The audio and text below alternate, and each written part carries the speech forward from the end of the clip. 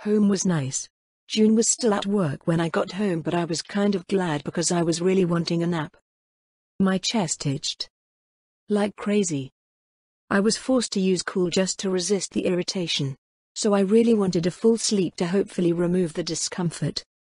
As I flopped onto the bed, wincing a bit as I pulled my boots off my ankles that were all blotchy and swollen.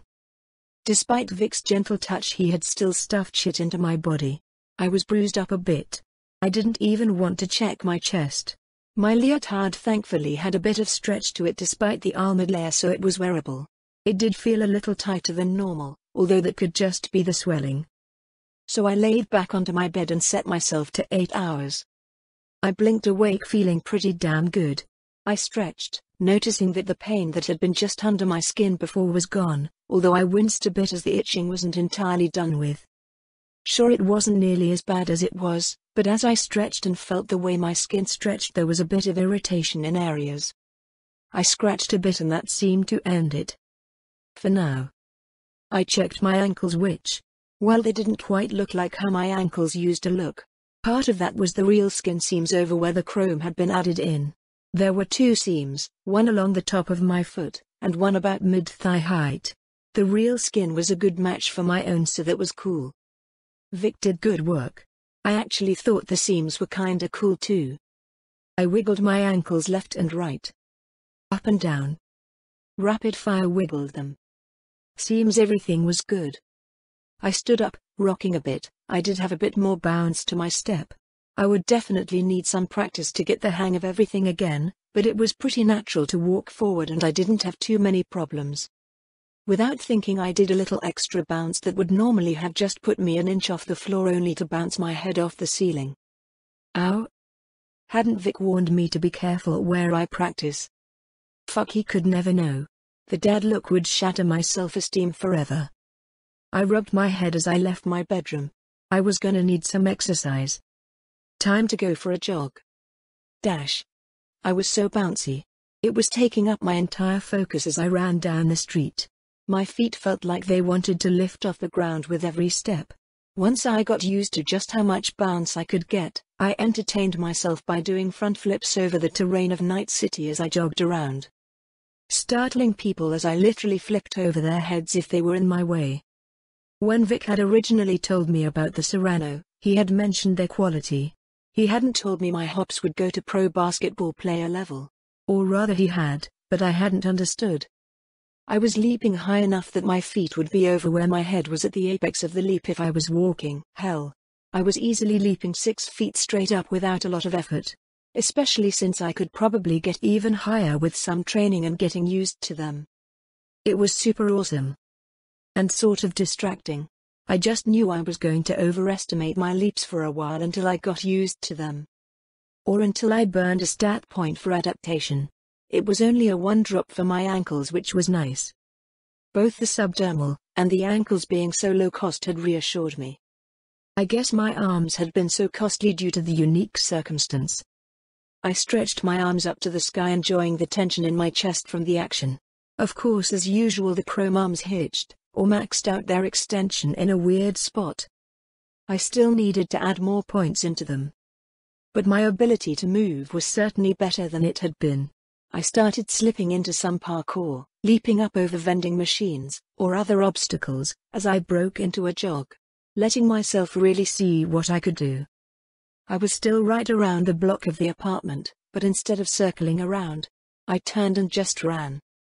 Hitting another office or apartment building and just going up. Climbing straight up a building was a very unique experience. It wasn't something most people ever really did. But my hands knew exactly where to grab, my legs brought me to where I needed to move ever upward, and I didn't hesitate. I reached the roof by flipping over the edge, landing in a quiet crouch. I grinned to the kid that had been hanging around the roof. A can of something in his hand dropped as he flailed at my sudden appearance beside him from the wrong direction, then just kept moving. I bounced over the edge, landing on a signboard and then running along it until I leapt again, hands gripping into concrete and metal as I climbed over the side of an upper-level bridge. As always, parts of Night City were multiple levels, and it was awesome to be able to reach them completely on foot.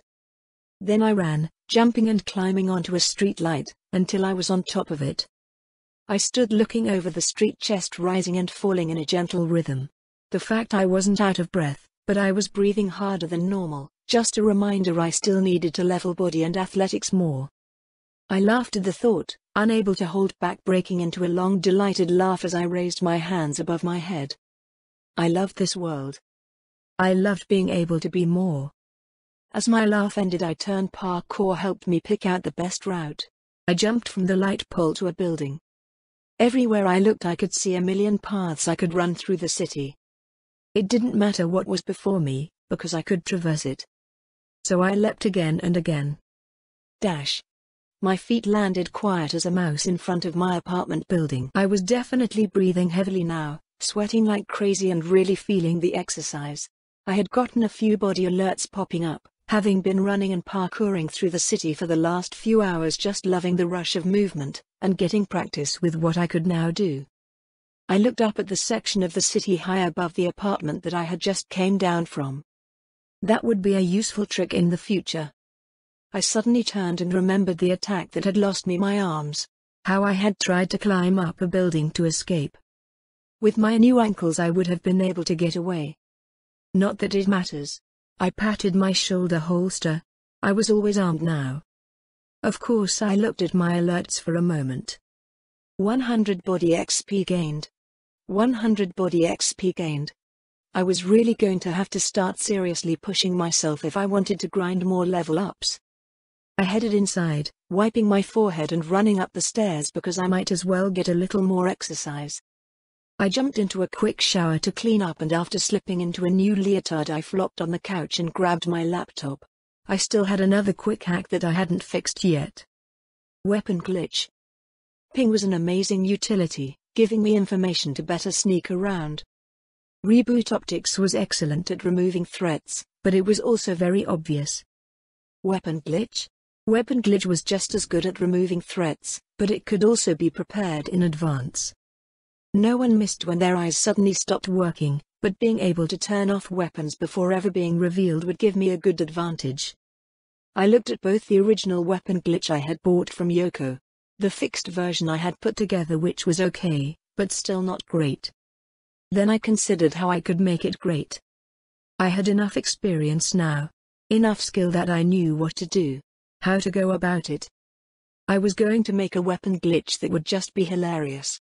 If I could get the hack to bounce through the network, I could definitely get it to spread to every weapon connected to whatever gonk I was fighting against. I could potentially get it to bounce an unlimited amount of times within the network if I process the virus right. Length and spread. That was my goal. Sure, I could probably get a version that causes weapons to explode or something, at least smart weapons, causing their fuel and ammunition to cook off in the gun would be nasty, but that meant less loot. No, I wanted a single quick hack to massively reduce the threat of a large group of people. So I started programming. Mass hacking incident perpetrated by what the NCPD have decided to call the Laughing Man hacker. I blinked as I watched the news report. I had remembered that there had been an actual news report about my act of piracy. So of course I had checked it out. Apparently hacking the optics of dozens of rich and famous had caused a bit of a wave. I had to giggle uncontrollably as some Playboy singer was interviewed absolutely spitting mad about how I had blinded him. Apparently he had been mid-coitus when it happened, and it had been with a married woman. A woman that was his boss's wife. Blind as they had been, they hadn't been able to split up before someone had come to help them. I'd apologize, but the guy's rant was a bit much. Temptation to assassinate rising. But it was all hot air, I think. I made a note to check if the guy actually knew anyone that could cause me trouble. In the end, since they didn't take too long to figure out how to fix the blindness, the incident slipped off the news. But for a short time the Laughing Man had been big news. Cool. Scary, but cool. In the end the news never figured out who I was before the whole incident was forgotten. In the end I had only killed the one person after all. Everyone else affected was just given a small optical virus that had been fixed that night. I tapped my neck, feeling the shard ports. I still had the BD recording saved. I hadn't handed it over yet. I could just forget about it. No, That was fear talking.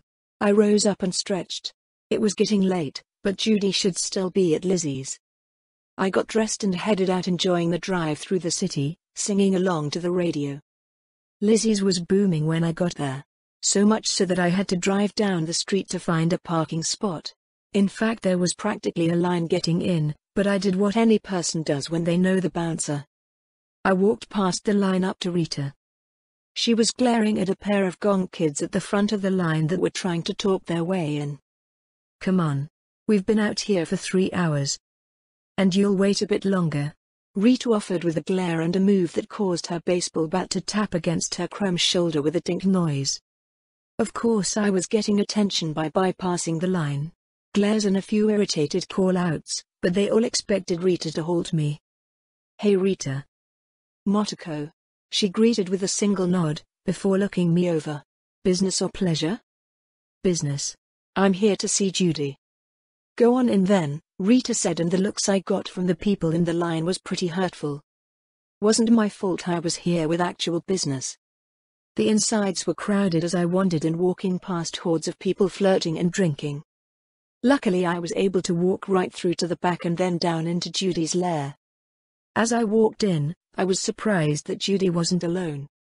Susie Q, the leader of the Mox, was standing beside her, looking down at a monitor.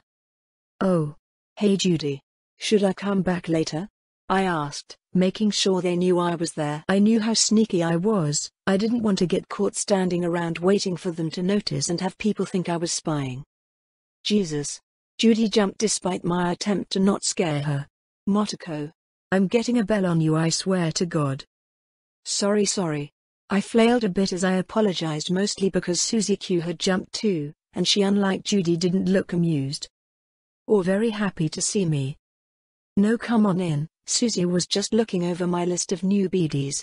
"What brings you here?" Judy waved me in, which I noticed didn't make Susie very happy. But I wasn't here to make her happy. I got another BD. A big one this time. I went on a big gig, stole tons and tons of scav chrome from where they were keeping it. Stole a yacht, blew it up with a rocket launcher at the end. "Should be preem," I offered, trying to act casual at the awesome tidbits I just offered. "Wait. Stole a yacht? Motoko. Are you the laughing man?" Judy asked suddenly without warning. I wasn't ready for this. Uck. I can't believe they called me that. I'm not the laughing man. I'm not a super wizard class hacker. Yet. I muttered, I would get that power someday. Super wizard class hacker? What in the world is even that? Judy struggled to ask as she laughed through the question. "It's a thing," I argued, but it was Susie Q that broke in then. "You're the one that broke into the Gold Beach Marina." "You?" she asked, looking me over, with a look saying she refused to believe me. I shrugged. I wasn't here to prove I had done something. I popped the shard out of my socket and offered it up to Judy. "See for yourself." "Yoink," Judy chirped, snatching the shard and pushing her chair, wheeling over to her system where she inserted the shard and seemed more than willing to get to work. "You're the one that saved Nox," Susie Q muttered suddenly, as if she suddenly remembered where she had seen me. "Yeah, that's how Nox and I met. I've been giving my BDs to Judy, to fix up, and then Nox sells them." "That's right. The XBDs. I remember now. You were also the one that took out Jotaro." I didn't say anything. I didn't nod, or make any acceptance of that. Just a glare on my face as I thought about that monster. "All right. Judy, get those BDs added to the server before you jump into that. You might not look like much, but any girl that can make the news, and murder that monster is someone welcome here." She gave me a single firm nod as if my presence was now accepted before walking off. "She always like that?" I couldn't help but ask Judy. "Yeah, that's how Susie is now. She used to be a lot nicer, before Lizzie died," Judy offered, sounding distracted as her fingers ran across her keyboard. Back home I didn't jump back into programming, even if I kept having the feeling of programming good whispered into my brain. Inspired Programmer was super useful, but it did mean I had that urge to act on it all the time. No, instead I grabbed my guitar and my music box. I had been rushing around so much the last few weeks, first tracking the scavs, then the gig to steal from them, and then guarding the loot. I had even jumped straight into work when I got home, but I really needed to decompress a bit. So I hit my first note and played something actiony just to get the energy out of myself. Slowly, as I finished song after song, I slipped into more relaxed music, soothing tones and crooning vocals. A few songs went by and then suddenly I got an alert. Rockaboy skill level up. Rockaboy 6. I smiled as I felt myself relax, as always improving made me feel better. So I just kept playing, and while I played I considered my situation. While I still winced a bit at actually starting to get a rep, it did have benefits. There was a certain respect in the city for people who have done things. Stealing a yacht and blowing it up counted, I guess. Maybe? I don't know. Night City people were fucking weird. I now had eddies to spare. Even with the purchase of my subdermal and new ankles I still had a ton of eddies. It was nice, but honestly I wasn't ready to buckle down and slam through tech yet. I was just too focused on other skills. So the eddies were pretty much just going to be sitting around for now unless something popped into my head that I wanted. I continued to play along to songs as I relaxed, letting the sounds lull me into a calm mood. The next day I got a call from someone I wasn't expecting. Yoko. What's up, Motoko? Or perhaps I should call you the laughing man? She asked, in a teasing tone. Uck. I can't believe the news actually started calling me that, just because I used the J.D. Salinger quote. It's eye-catching, and you inflicted it upon some of the rich and famous. Of course it would become news. You should come by the server. I've had a lot of questions about who it was with the reboot optic hack that could last for hours. People are interested, as someone who has been around the block. You want to come in and get some of their attention out of the way now. Unless you want to deal with everyone trying to hack you constantly over the next few months. Uck. That's annoying. It's not really turning them off that long. It's just a trick. I replied irritated. Oh, I'm aware. You modified their user preferences, making them blind. Smart. I hadn't even considered that before. Usually the settings don't go that dark. How do you already know? Uck. The only reason they don't is because the settings are purposefully limited. I just added. Come to the server, Motoko. There are a lot of people that want to hear all about what you did. Think of it as a congratulations party. You did something interesting enough that everyone wants to hear the story from the source. Oh. Okay, yeah. Sure. I'll be there soon. Excellent, then I'll see you soon, Motoko. Yoko hung up and I smiled at that, quickly jumping away from the couch and heading to get dressed. There was a part of me wondering if this was a trap and the NCPD were going to attack my unconscious body and haul me into jail, but I trusted Yoko. Plus I was kinda wanting to show off. I walked into the Dewdrop-In server to see there was a section set aside where a bunch of netrunners were gathered, including Yoko. She waved me over and smiled as I looked over the group. There were about 10 of them, and other than Yoko, and the one netrunner who Yoko had brought in when I did the server dive, there wasn't anyone I was familiar with, but they were all obviously here for me. Ah, so it was you. A voice called out and I had to blink. His face. Wait, this guy? Why was he so familiar? I actually was pretty sure I recognized this one. Yes? On one hand, I want to shove all my worst demons in your face for blinding me right in the middle of a very enjoyable night with a woman I had been trying to get on my yacht for years. But on the other hand, you killed that bastard Bart, and blew up his eyesore of a yacht. So I'll let it go. He offered and I just blinked at this random guy who had a very familiar face. Otter business, leave the girl alone, we are here to congratulate her on her programming. Another netrunner called out, shooting me a smile and waving for me to take a seat. PFFT. It took me 2 hours to figure out what she had done. 2. He growled, throwing his avatar's arms up in the air. Fine, fine. It was a good program. I was only able to recover a few fragments of the source program, though, wouldn't mind getting a taste of the original, he said, and suddenly he was booed by everyone that was sitting around the table. A few even threw digital chaff at him. Stop trying to steal the march, you wannabe. Don't you have a crappy TV show that no one watches to get to? Another voice called out and Otter seemed to take this personally. I have a primetime spot. You bitch. Now, let's not fight. Ghost. Come join us. Everyone, this is Ghost's first big meet and greet, so let's all be polite or else she'll ghost us.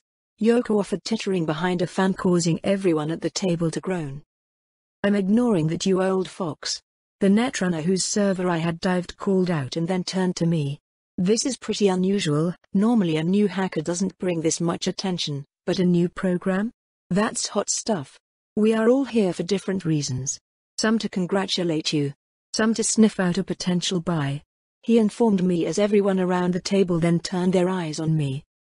Before you speak, Ghost. I know what you are thinking, but everyone here is interested in your Laughing Man quick hack.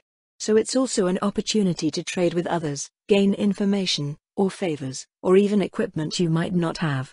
But I suggest you at least hear them out. You never know what another runner might be sitting on that would interest you.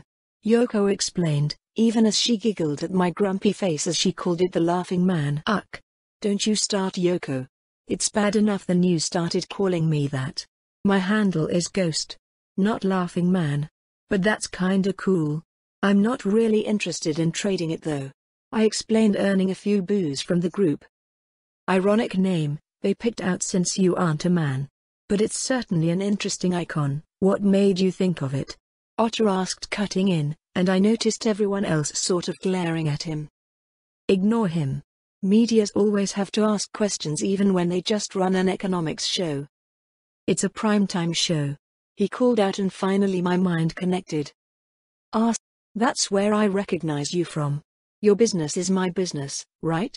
I asked, snapping my fingers as it struck me where I knew the guy. It wasn't a show June and I watched, but I remember seeing it while scrolling through things a few times. That's right.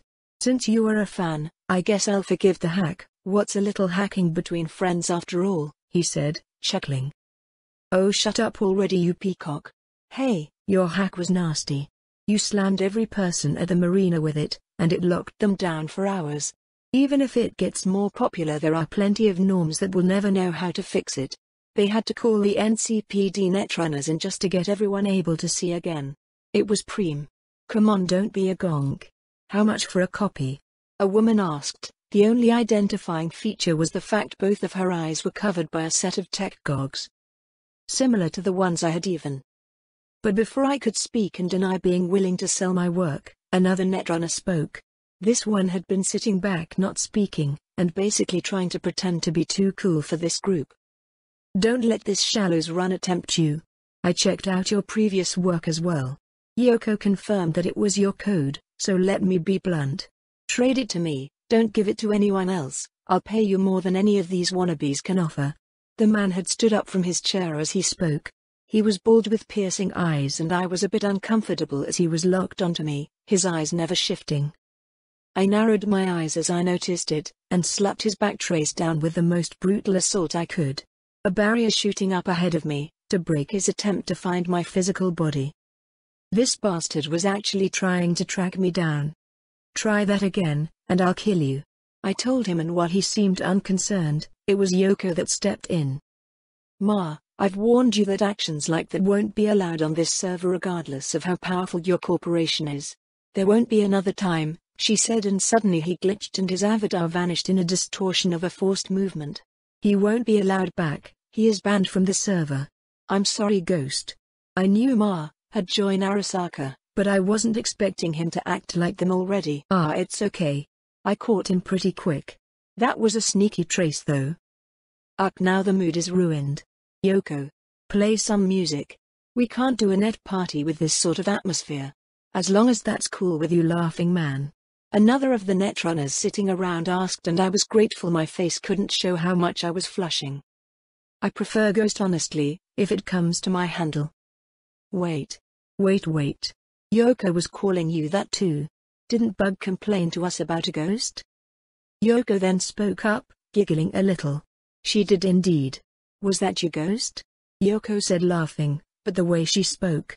She was offering me a denial if I didn't want to reveal that it was me. Yoko was pretty cool like that. Yeah, I met T-Bug in a microtech warehouse. She was gathering data for a tome of hers. Someone I actually know, funnily enough, so I helped out. Oh man, she was complaining for days about that. She was so annoyed that some unknown runner had her locked down. Yoko giggled, earning some laughs from the other netrunners as well. I guess T-Bug was well known. Alright, well then Ghost. What would get you to want to trade for your program? One of the other runners asked suddenly, and everyone realized that the tension had eased up enough to get back to business. I'm really not intending on trading it. I mean, I traded my ping to Yoko, but this one is a personal hack.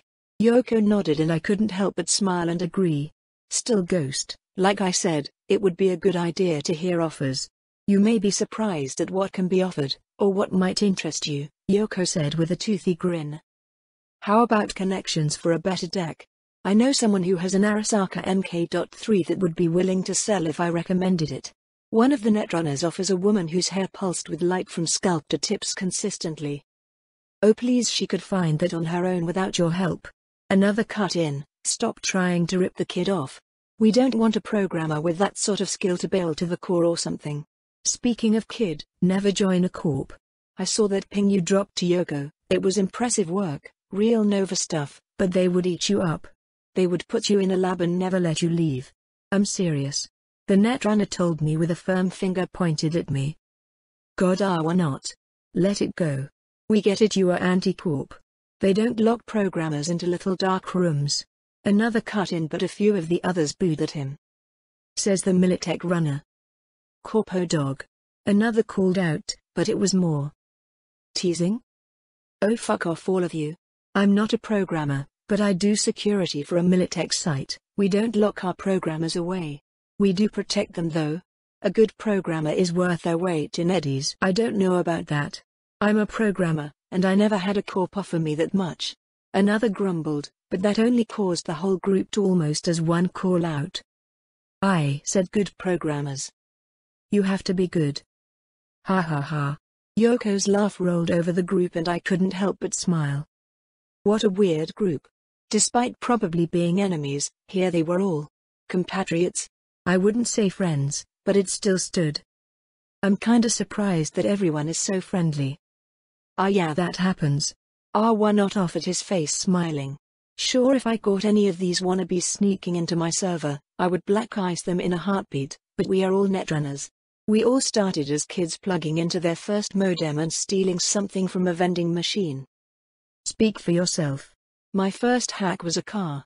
It was the most beautiful Mitsubishi I had ever seen. Drove her for miles. Eventually I crashed, but for a short time I was the happiest person in Night City. Gonk. So, since everyone keeps getting distracted, Ghost, let's talk price for that juicy new program you got. Wait. I mean, I know it's great and everything. I demurred, earning some chuckles. But why are you also interested in my program? There must be better stuff already out on the market? Sure, but if it's on market, it's already halfway solved. We are a community kid. Once you get to a certain height, you already know everything out on the market, how to defend against it, as best you can anyways. Why not offered with a shrug. But you have something new. Something that no one knows how to protect themselves from. So I want it so I can protect my system from it. Others want to use it. For at least a while, it's a hot commodity. I guess that makes sense. Sorry to say I'm still not really interested, but I am a programmer, and since I've obviously impressed all of you, there is something I'm always on the lookout for that I'd be happy to trade some debugging work if you want. I offered, and from the instant interest I guess I was right on the money. No one liked debugging after all.